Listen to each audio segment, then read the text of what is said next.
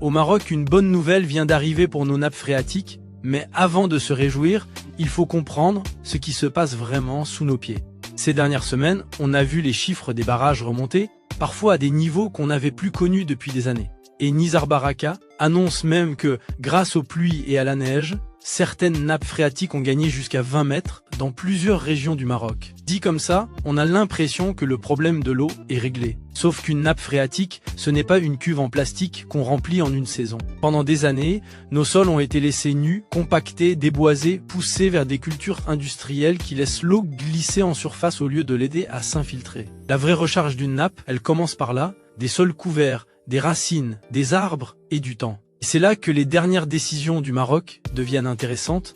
Déploiement du semi-direct, de l'agriculture de conservation, de l'agroforesterie, avec des subventions pour encourager ces pratiques sur le terrain. Alors oui, voir nos nappes remonter, c'est un vrai motif d'espoir. Mais ce n'est pas un happy end, c'est le début d'un changement de modèle. Reforestation, sol vivant et agriculture régénératrice. Si on continue dans ce sens, chaque pluie de demain vaudra beaucoup plus pour nos nappes que toutes celles d'hier. N'oubliez pas de liker, de partager et de rejoindre notre communauté d'agro-entrepreneurs au Maroc.